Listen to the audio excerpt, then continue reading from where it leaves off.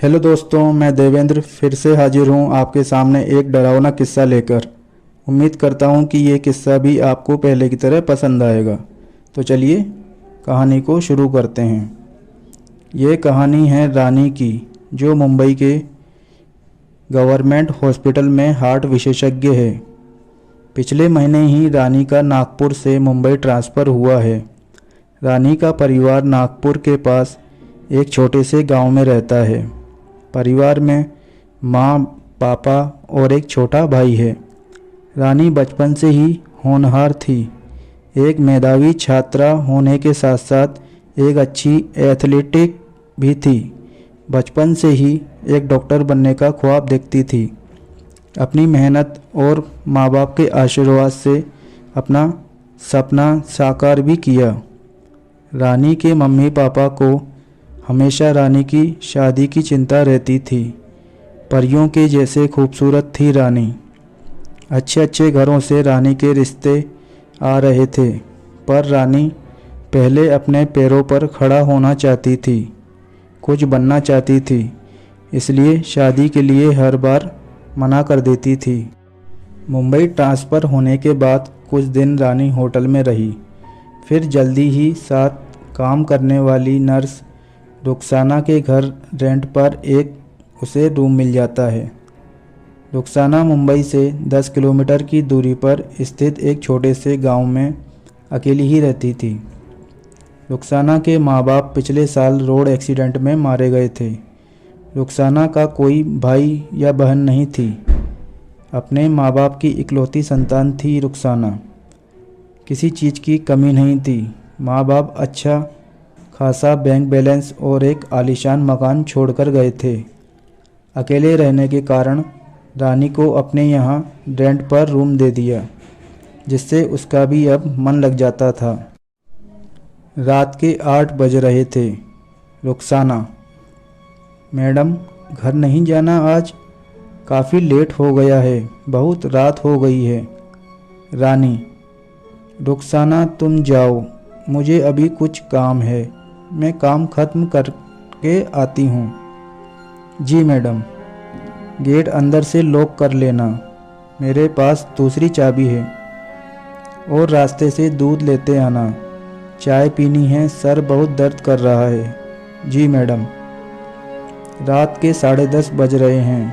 काम करते करते रानी को समय का ध्यान ही नहीं रहता।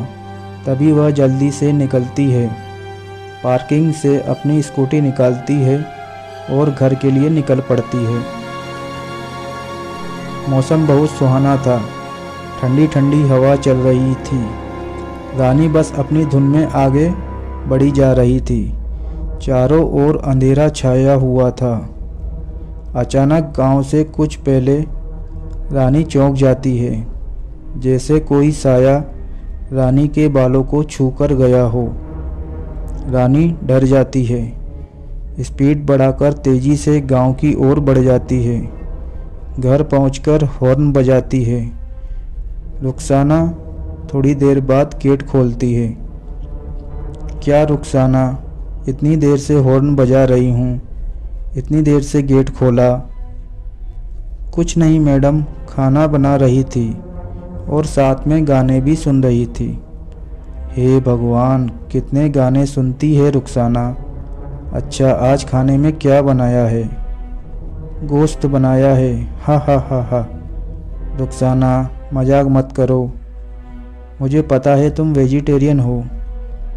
हाँ हाँ, मुझे पता है मैं वेजिटेरियन हूँ।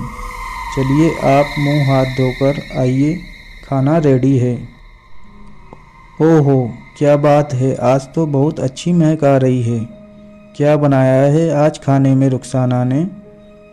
मैडम, आज बनाया है मैंने मटर पनीर नान, वेज बिरयानी और गाजर का हलवा।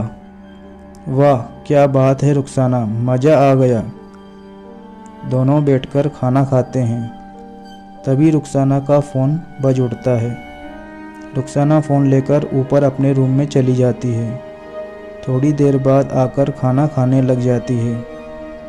रानी, आराम से बैठकर खाना तो खा लो रुखसाना, क्या हर समय फ़ोन पर लगी रहती हो? किससे बात करती रहती हो? कुछ नहीं मैडम, एक दूर के रिश्तेदार का फ़ोन था। दोनों खाना खाकर ड्राइंग रूम में सोफे पर बैठकर टीवी देखने लगते हैं। रानी रुखसाना से एक कप चाय देने के लिए कहती है। थोड़ी देर बाद रुखसाना चाय लेकर आती है और दोनों चाय पीने लगते हैं। रुखसाना, तुम शादी क्यों नहीं कर लेती हो? कब तक अकेली रहोगी ऐसे? अब कौन मुझसे इस उम्र में शादी करेगा? 32 साल की हो चुकी हूँ। कोई तो होगा जो तुमसे शादी करेगा। खुदा ने तेरे लिए भी किसी को बनाया होगा। देख लेना, एक दिन ज़रूर आएगा तेरे सपने का राजकुमार। जी मैडम, देखते हैं। अभी तो कोई नहीं आया। क्या होता है मेरी ज़िंदगी का? रुखसाना, अच्छा ये बताओ, तुम्हारा पहला पति कौन था? क्या करता था? वैसे क्या हुआ था उनको? कुछ नहीं, बस एक एक्सीडेंट हुआ था। अच्छा मैडम, सोते हैं अब, रात बहुत हो चुकी है। ओके रुखसाना, शुभ रात्रि। दोनों अपने रूम में चली जाती हैं।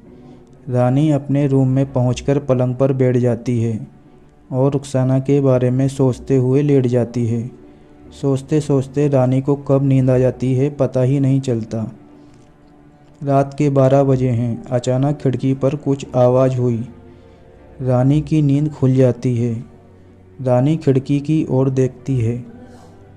खिड़की के बाहर उसे एक अजीब सी परछाई दिखाई देती है। रानी डरते डरते खिड़की की ओर जाती है।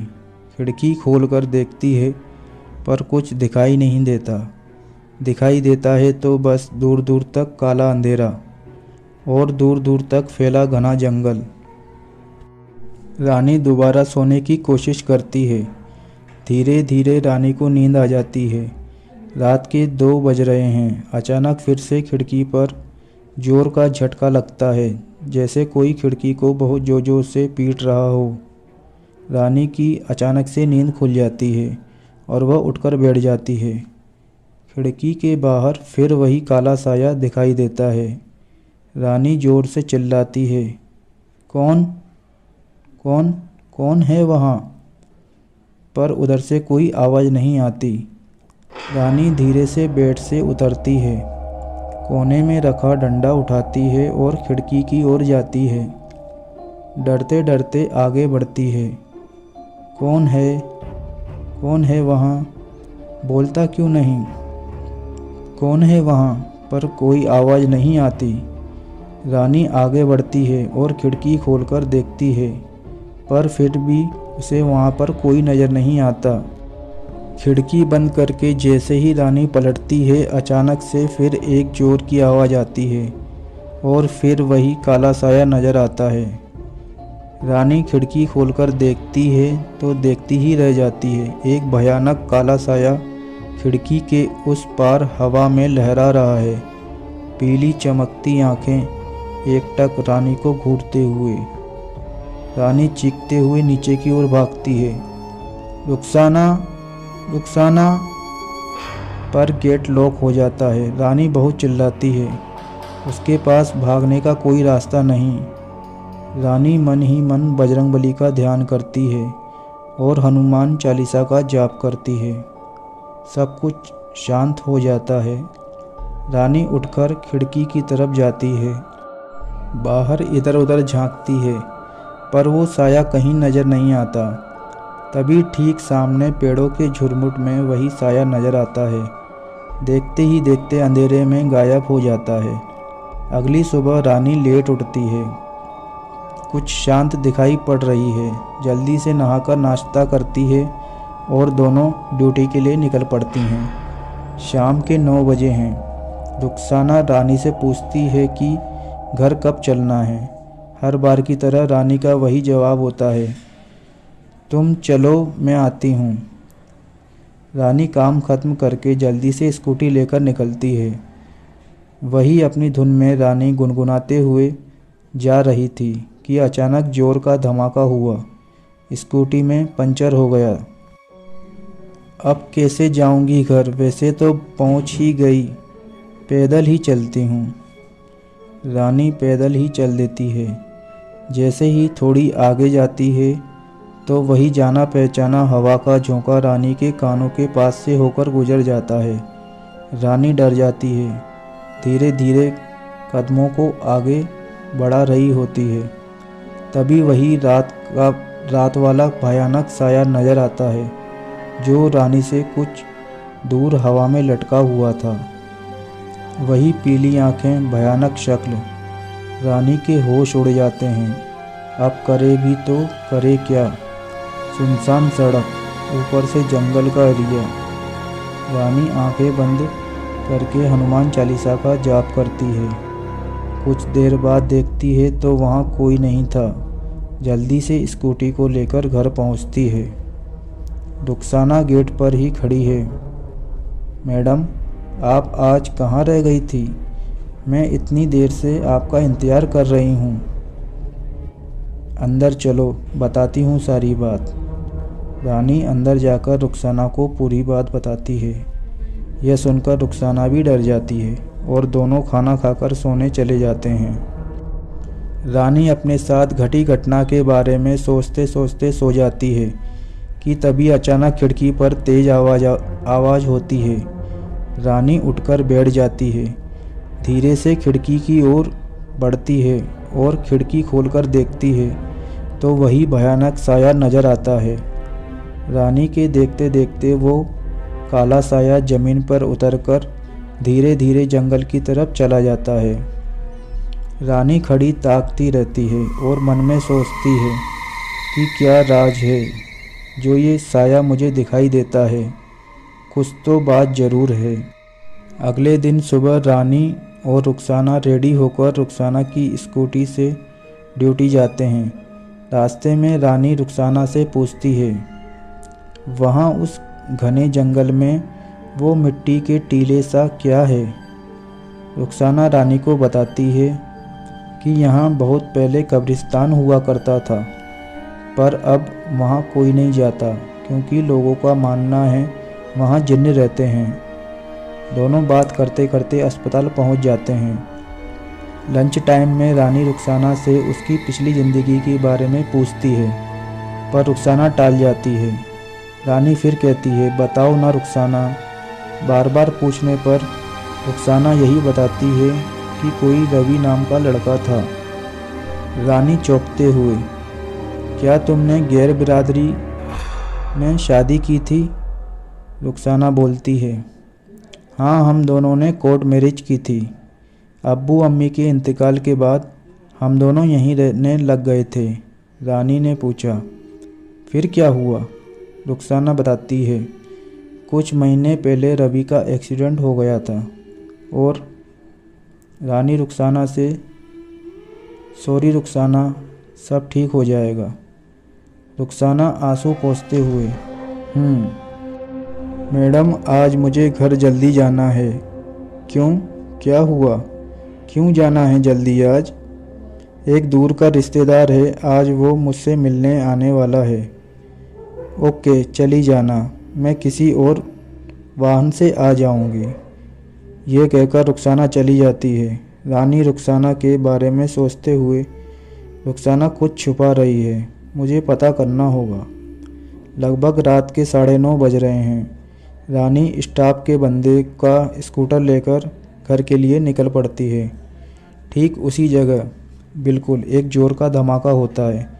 स्कूटर में पंचर हो जाता है। रानी गिरने से बाल बाल बची। स्कूटर को साइड में लगाकर सड़क के किनारे खड़ी हो जाती है। तभी रानी के पास से वही जाना पहचाना हवा का झोंका गुजरा। रानी थोड़ा सिहर सी गई। रानी ने अपने सामने देखा तो वही काला साया नजर आया जो धीरे धीरे जंगल की ओर बढ़ रहा था। ना चाहते हुए भी रानी भी उस साये के पीछे पीछे चलने लगी। मन ही मन रानी हनुमान चालीसा का जाप कर रही थी और आगे बढ़ रही थी। चारों ओर घना अंधेरा था। झाड़ झाड़ियाँ पेड़ों से होते हुए रानी उस कब्रिस्तान में पहुंच गई। वो काला साया एक कब्र के पास जाकर रुक गया। रानी धीरे धीरे उस कब्र के पास पहुंची। वहां जाकर देखा तो हैरान रह गई। टॉर्च से कब्र पर लाइट जलाकर देखा तो कब्र पर हरी घास उगी हुई थी। रानी ने और बाकी कब्र पर टॉर्च मारकर देखी तो सब पर सूखी घास थी। रानी ने इधर उधर देखा तो वो साया उसे कहीं नज़र नहीं आया। अब रानी को पूरा यकीन हो चला था कि कहीं ना कहीं कोई बात है जो ये साया मुझे कुछ बताना चाहता है। रानी वापस आने के बारे में सोचने लगी। 2 कदम ही बढ़ाए थे कि उसका पैर किसी चीज़ से टकराया। टॉर्च से देखा तो एक फावड़ा था जिससे रानी को चोट भी लग गई थी। अब रानी ने निश्चय कर लिया था कि कुछ भी हो जाए वो सच्चाई का पता लगाकर रहेगी। रानी ने फावड़ा उठाया और कब्र को खोदने लगी। रानी ने महसूस किया कि कब्र की मिट्टी बहुत सॉफ्ट थी, बल्कि उस जगह की मिट्टी बहुत हार्ड थी। थोड़ी देर में ही रानी ने पूरी कब्र खोद डाली। अचानक फावड़ा किसी चीज़ से टकराया। रानी ने टॉर्च से देखा तो शव की हड्डियां थी और पास में ही कुछ अजीब सी चीज़ पड़ी हुई थी। रानी ने उठाकर देखा तो वो चाकू था। तभी रानी को एक चीज़ और नज़र आई, वो कैमरा। रानी कैमरा देखकर हैरान थी। कैमरा बिल्कुल ठीक स्थिति में था, जैसे इतने दिन तक किसी अनजान शक्ति ने कैमरे की सुरक्षा की हो। अब रानी ने चाकू और कैमरे को अपने बैग में रखा और घर की ओर चल दी। कुछ देर चलने के बाद रानी पीछे मुड़कर देखा तो वही साया नज़र आया। रानी अपने स्कूटर के पास गई तो उसने देखा कि स्कूटर के पहिए में पंक्चर हुआ था। वो बिल्कुल ठीक हो गया था। जल्दी से स्कूटर को स्टार्ट किया और घर के लिए निकल पड़ी। घर पहुंचकर रानी ने आवाज़ लगाई। थोड़ी देर बाद किसी अजनबी ने दरवाज़ा खोला। अजनबी बोलता है, आप कौन हो? तभी पीछे से रुखसाना भी आ जाती है। अरे मैडम, कहाँ रह गई थी आप? मैं कितना परेशान हो रही थी। रात के 1 बज चुके हैं। चलो अंदर आओ जल्दी से। ये कौन है रुखसाना? यहाँ कैसे आया? ओह, अब समझी, इसलिए तुम जल्दी आ गई थी आज। मैडम, ये साबिर है, दूर का एक रिश्तेदार। हम दोनों एक दूसरे को चाहते हैं और जल्द ही शादी करने वाले हैं। रुखसाना, तुमने कभी बताया ही नहीं साबिर के बारे में, और ये शादी करने का फ़ैसला इतनी जल्दी कैसे? मैडम, जल्दी कहाँ, हम एक दूसरे को बहुत पहले से जानते हैं। मैडम, खाना नहीं खाया क्या आपने? नहीं रुखसाना, आज भूख नहीं है, अब तो सुबह ही खाएंगे। ओके, अब जाकर सो जाओ, सुबह मिलते हैं। रानी अपने कमरे में चली जाती है। थोड़ी देर सुकून से सोफे पर बैठती है। बहुत तरह के विचार रानी के मन में आ रहे थे। रानी ने अपने बैग से कैमरा और चाकू निकाला और उनकी सेफ में रख दिया। यही सोचते सोचते रानी को नींद आ गई। सुबह कब हो गई पता ही नहीं चला। रानी के रूम के बाहर किसी ने नॉक किया। रानी बोली, आ जाओ रुखसाना। तो देखा साबिर है। ओह, आप? साबिर अजीब सी नज़रों से रानी को देखते हुए बोला, आपको नीचे रुखसाना ने बुलाया है। आप चलिए, मैं नीचे ही आती हूँ। मैडम, हम इस संडे को ही शादी कर रहे हैं। वो क्या है ना, साबिर का इस दुनिया में कोई नहीं है। इसको हमेशा के लिए बुला लिया अपने पास।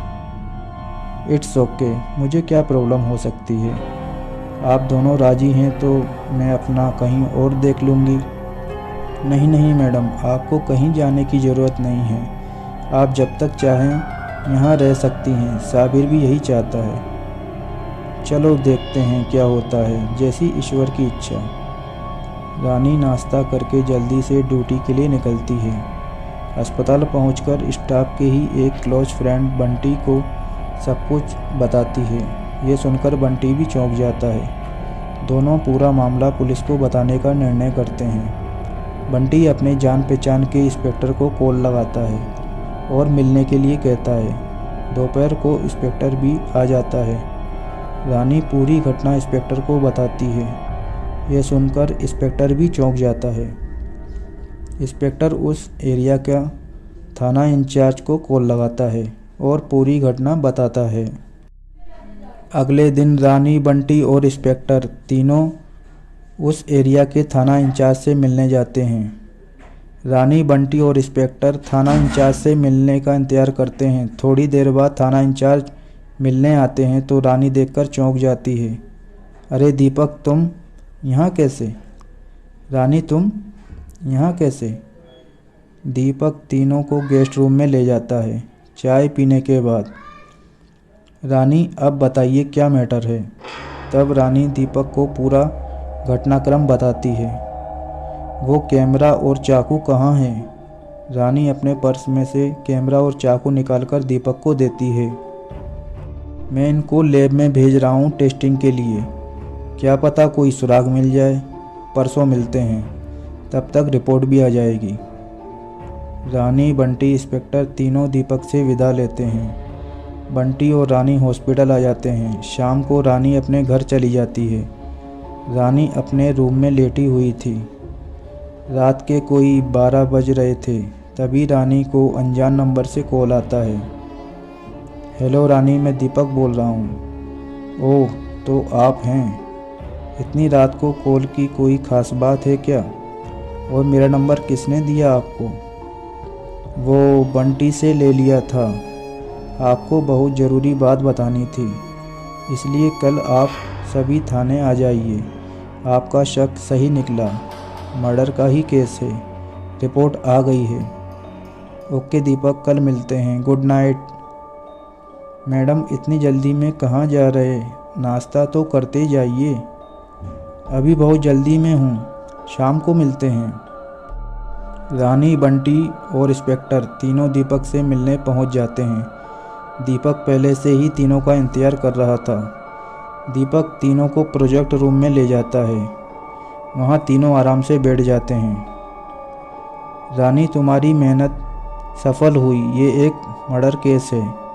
सबसे हैरानी की बात तो ये है, इतने दिनों के बाद भी कैमरे में डिजिटल माइक्रोचिप बिल्कुल सही थी, जिसकी वजह से कातिल जल्दी ही पकड़ा जाएगा। दीपक माइक्रोचिप को अपने लैपटॉप में लगाता है और कुछ ही देर में वीडियो शुरू हो जाती है। OMG, ये तो रुखसाना और उसका बॉयफ्रेंड साबिर है। और ये किसको मार रहे हैं गला दबा के? ये रवि नाम का शख्स है जो कुछ महीने पहले लापता हो गया था। इसकी आज तक कोई खोज खबर नहीं मिली। अब पूरा मैटर समझ में आ रहा है कि क्या क्या हुआ था। रानी, आप इनको कैसे जानते हैं? क्योंकि मैं रुखसाना के पास उसके घर में ही रहती हूँ, और अभी 3 दिन पहले साबिर भी आया है। इट्स गो, आइए चलते हैं। कांस्टेबल जीप निकालो, और सभी रुखसाना के घर की ओर निकल पड़ते हैं। रानी डोरबेल बजाते हुए, रुखसाना, रुखसाना। साबिर गेट खोलता है। पुलिस को सामने देखकर सन्न रह जाता है और भागने की कोशिश करता है।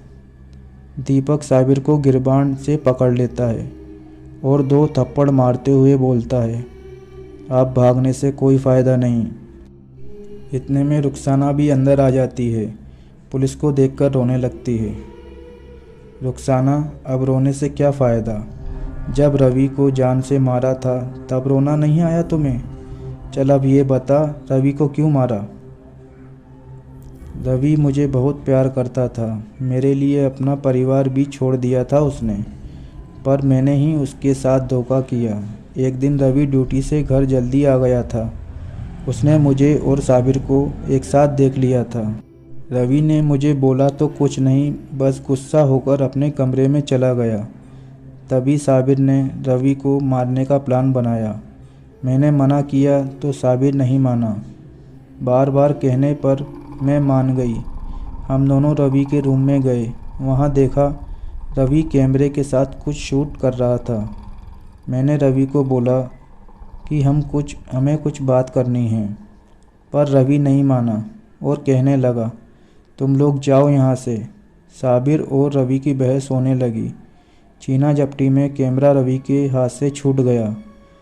रवि साबिर को बेतहाशा पीट रहा था तो मुझसे देखा नहीं गया। मैंने रवि के सिर पर फ्लावर पॉट दे मारा। रवि बेहोश हो गया। साबिर ने रवि के पेट पर चाकू से कई वार कर दिए। रवि ने वहीं दम तोड़ दिया। रवि की लाश देखकर हम दोनों घबरा गए और हमने रात में ही रवि की लाश को कब्रिस्तान में दफना दिया। साथ में चाकू और कैमरा भी कब्र में ही दफना दिया। हमने सोचा किसी को पता नहीं चलेगा। कितनी बेगैरत औरत है तू, जिस पति के लिए अपना सब कुछ छोड़ दिया, तुमने उसको ही धोखा दिया। खैर, अब जेल में अपने गुनाहों की सज़ा काटना। कांस्टेबल, दोनों को हथकड़ी लगा दो और ले जाओ दोनों को। रानी, बहुत बहुत शुक्रिया आपका, जो आपकी वजह से ये अनसुलझा केस सुलझ गया। मैडम, ये तो बता दीजिए कि आपको पता कैसे चला हम दोनों के बारे में। रुखसाना, बस ये समझ लो मैं इसी वजह से शायद तुम्हारी लाइफ में आई। और रानी ने एक एक करके पूरी बात रुखसाना को बताई। यह सुनकर रुखसाना का मुंह फटा का फटा रह गया। रुखसाना, वो कहते हैं ना, खुदा के यहाँ देर है अंधेर नहीं, कर्मों का फल ज़रूर मिलता है। रुखसाना, दीपक, एक विनती है। रवि की आत्मा भटक रही है, उसका अंतिम संस्कार कर दिया जाए। ये सही कहा आपने रानी। और सभी उस कब्रिस्तान में जाते हैं और वहीं पूरे विधि विधान से रवि का अंतिम संस्कार करते हैं। आज रवि की भटकती आत्मा को शांति मिलेगी। ओम शांति ओम।